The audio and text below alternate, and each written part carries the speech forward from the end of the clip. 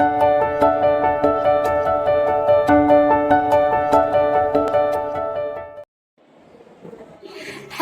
grade 4 pupils!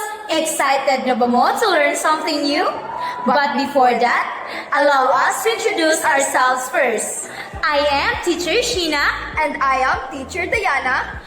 In this video tutorial, we will be learning the word processing software.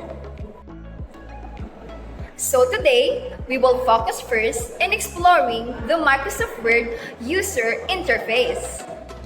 And our goal for today is maka-identify mo sa different types of user interface in Microsoft Word. And maka-navigate mo sa lain-lain nga klase sa user interface in the Microsoft Word. Now, let's proceed to different types of user interface. First is the title bar.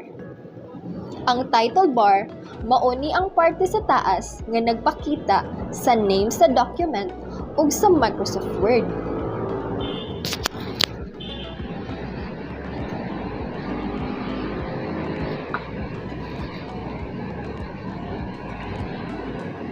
Next is the ribbon. The ribbon, mauni ang linya nga adunay daghang buttons ug menus like home, insert, draw, design, layout, references, mailings, review, and view nga gamiton para mo edit sa ato ang mga document.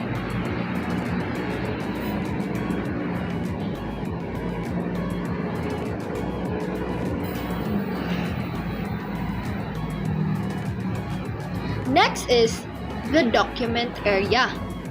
Ang document area, mauni ang big space sa tunga nga imong gamitan para mosulat ug mo-edit sa imong mga document.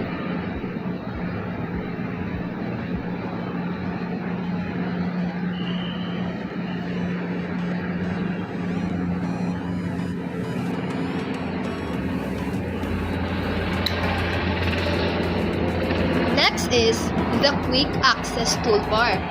Ang quick access toolbar, mauni ang gamay nga toolbar sa taas nga kasagarang adunay save, undo, redo, aron mas masayon nimong ma-access.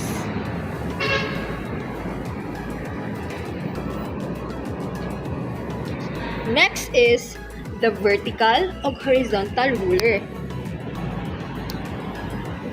Ang vertical o horizontal ruler, mauni ang line sa gilid ug sa ibabaw nga nagtabang nimo og sukod ug makita ang margin ug spacing sa imong document.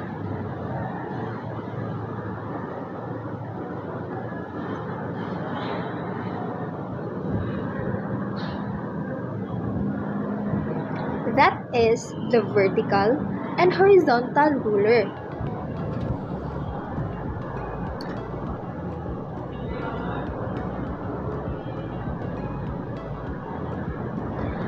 And lastly, the status bar. Ang status bar, mauni ang linya sa ubos nga nagpakita og information like page number, word count, and language.